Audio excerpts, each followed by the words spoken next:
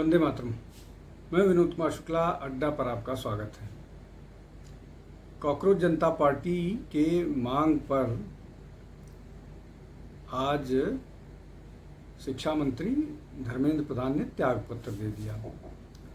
अब धर्मेंद्र प्रधान ने त्यागपत्र दे दिया, लेकिन इस पूरे घटनाक्रम के बहुत सारे मायने निकाले जा रहे हैं और बहुत सारी चीज़ें चर्चा में हैं।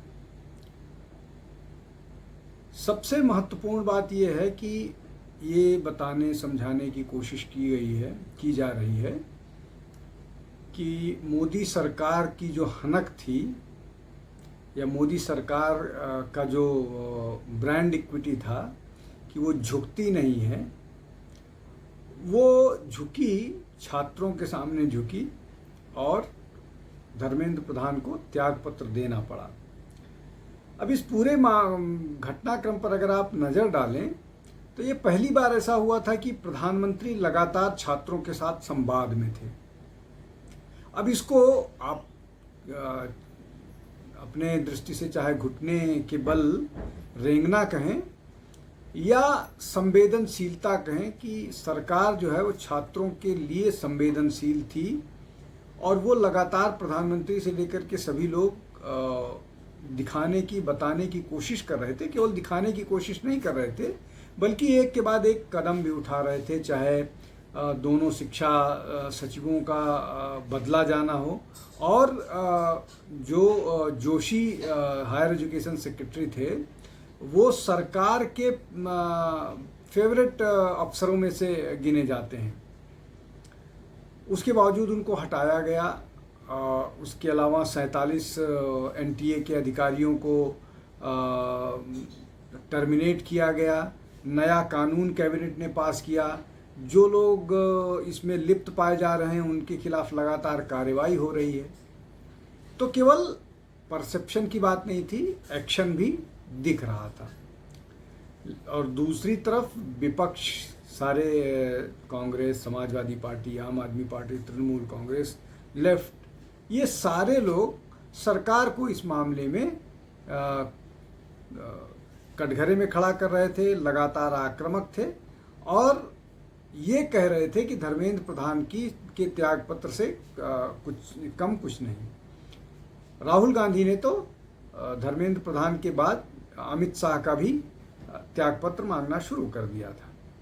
अब ये तो फैक्ट्स हो गए, लेकिन क्या इसमें पूरी तरह से जो है ये जो डेवलपमेंट था वो सिर्फ सरकार को परसेप्शन के तौर पर नुकसान, निश्चित तौर पर मोदी का जो एक ऑरा था उसमें कुछ हद तक कमी आई होगी, लेकिन एक और चीज़ हुई। जो जेन्युइन स्टूडेंट थे, जो लुम्पेन थे, उनकी बात नहीं कर रहा हूँ मैं, जो जेन्युइन स्टूडेंट थे उनको ये जरूर समझ में आया है कि सरकार जो है वो संवेदनशील है और सरकार सोच रही है। उसका प्रमाण मैं बताता हूँ। आज का जब धर्मेंद्र प्रधान का त्यागपत्र आया तो अभिजीत दीपके ने बोला कि अभी आंदोलन ख़त्म नहीं हुआ है, लेकिन फिर वो दो लोग बैठक में गए, बैठक से लौट के आए, उसके बाद आंदोलन ख़त्म हुआ। लेकिन क्या आंदोलन सिर्फ इसलिए ख़त्म हुआ कि बैठक में कुछ और बोल दिया गया? जो बातें, जो दो और डिमांड थी कि कार्रवाई होनी, जो 1 करोड़ रुपए का मुआवजा दिया जाना चाहिए और छात्रों के खिलाफ कोई एक्शन नहीं होना चाहिए, इन दोनों पर तो पहले दिन ही सहमति बन गई थी और इन दोनों मसलों पर तो सोनम वांगचुक के साथ सहमति बन गई थी। तो जो कंटेंशियस इशू था वो धर्मेंद्र प्रधान का त्यागपत्र, जो आज हो गया। तो फिर इस तरह की बात क्यों कर रहे थे? जैसे जो कॉकरोच जनता पार्टी का ट्वीट आया, उस ट्वीट में ये लिखा गया कि आरपीएफ और जो पुलिस के अधिकारी हैं वो औपचारिक तौर पर ऑफिशियली माफ़ी मांगे। तो ये एक मांग बढ़ दी गई थी। उसमें था टिक, स्वीकृत और पेंडिंग। तो 2 और ये 30, एक डिमांड बढ़ गई थी। लेकिन क्यों फिर अभिजीत दीपके या बाकी लोग ये कह करके कि नहीं, मांगे का आश्वासन का टाइम दिया हुआ है और हम जाए, वो इसलिए कि ये जो लुम्पेंस थे उनको छोड़ करके जो जेन्युइन स्टूडेंट्स थे, हालांकि जो नीट के जेन्युइन स्टूडेंट्स थे वो भी इसमें नहीं आए थे, वो तो 2% 1% भी नहीं थे। वो धर्मेंद्र प्रधान के त्यागपत्र के साथ ही वो बिना किसी से कुछ कहे उन्होंने जाना शुरू कर दिया था। और शायद दो चीज़ें होती, एक तो ये कि लोग बचते नहीं जैसा पहले दिन या दूसरे दिन हुआ था, दूसरा ये कि इससे क्रेडिबिलिटी पर प्रश्न चिन्ह लगता कि सरकार ने संयम बरता लेकिन आप ब्लैकमेलिंग पर आ गए, तो इससे परसेप्शन पर, और यही सोच करके या इस तरह की बात हुई कि जो है वो आंदोलन समाप्त होकर के चला गया।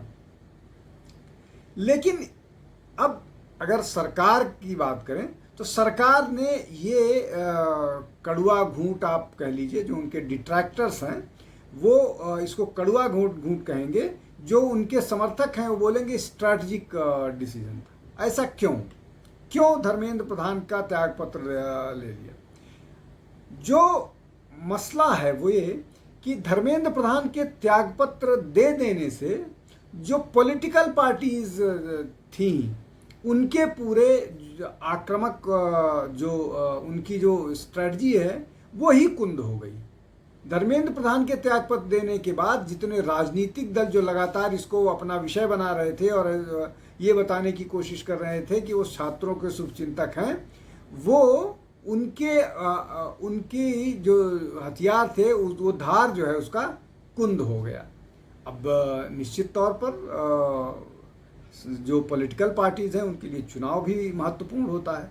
भारतीय जनता पार्टी के लिए, समाजवादी पार्टी के लिए, आम आदमी पार्टी के लिए और कांग्रेस के लिए भी चुनाव महत्वपूर्ण है। और ये हो ही पॉलिटिकल पार्टीज़ के तरफ से ये हो ही चुनाव के लिए रहा था। समाजवादी पार्टी के लिए उत्तर प्रदेश केंद्र में था, कांग्रेस के लिए उत्तर प्रदेश और पंजाब केंद्र में था, भारतीय जनता पार्टी के लिए जो 5 प्रदेशों में चुनाव होने वाले हैं उसमें पंजाब को छोड़ करके, पंजाब में उनकी स्थिति अभी अच्छी नहीं है, बाकी सब जगह था।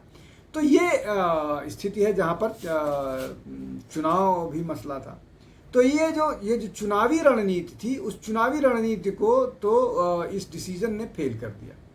अब इससे चुनावी माइलेज नहीं मिल पाएगा जो उत्तर प्रदेश और पंजाब में लेने की कोशिश करती अगर ये मामला और खींचता तो एक तो जो पॉलिटिकल पार्टीज हैं। अब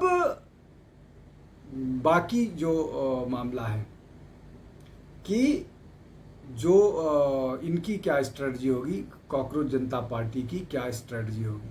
कॉकरोच जनता पार्टी जिस तरह की बातें लग रही थी या आ रही थी कि इस आंदोलन को जारी रखा जाए, अभी धर्मेंद्र प्रधान का है, अगला नंबर नितिन गडकरी का है, उसके बाद अगला नंबर जो है वो अमित शाह का है, और इसी तरह से जो बात राहुल गांधी कर रहे हैं।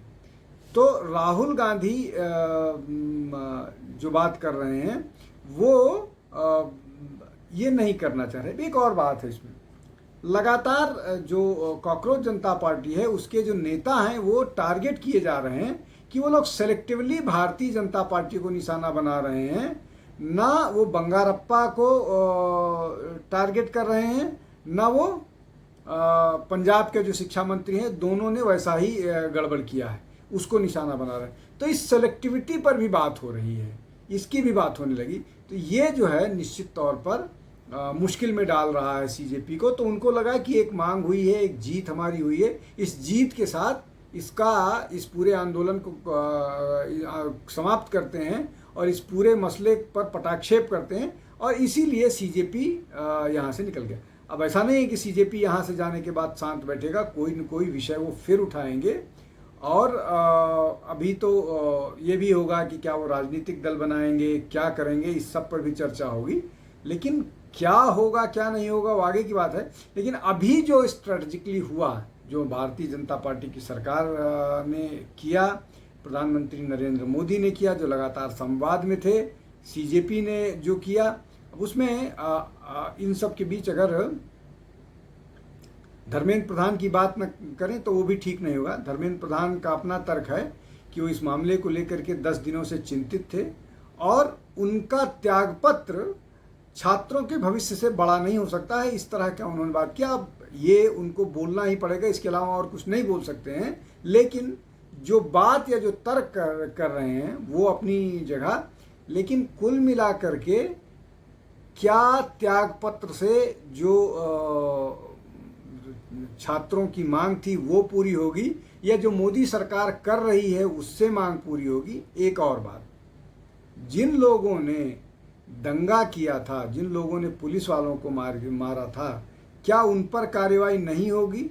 ये भी एक प्रश्न है। बहुत सारे और प्रश्न हैं, लेकिन चाहे सीजेपी इसको अपनी जीत कहता हो और सरकार की हार, मैं ये कहूँगा कि ये दोनों के लिए विन विन है। ये सीजेपी के लिए भी विन विन है, ये छात्रों के लिए भी विन विन है, ये सरकार के लिए भी विन विन है।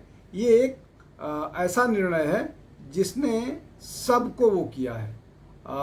बहुत सारे बीजेपी के घोर समर्थक भी धर्मेंद्र प्रधान का इस्तीफा मांग रहे थे, एक मैसेज जाने के लिए, एक वो होने के लिए, वो हुआ और ये ठीक हुआ। कम से कम इसके बाद शिक्षा में बहुत सारी गड़बड़ियाँ थी, इसमें कोई दो राय नहीं है। अब असिस्टेंट प्रोफेसर के रिक्रूटमेंट को लेकर के दिल्ली विश्वविद्यालय में बहुत सारी बात कही जाती है, निकल करके आई है। अब आरोपों में कितना सत्य है कितना असत्य है, अब कम से कम जो लोग एक तरफा उसमें निर्णय करते थे उनको भी सबक मिलेगा कि इसलिए कि बहुत सारे जेन्युइन बच्चों का नुकसान हुआ है उसमें। तो उन लोगों को भी इनसे सबक मिलेगी कि अगर कोई गलत करेगा तो फंसेगा और उसको इसी तरह का सामना करना पड़ेगा। आज के लिए बस इतना ही। बहुत बहुत धन्यवाद। नमस्कार।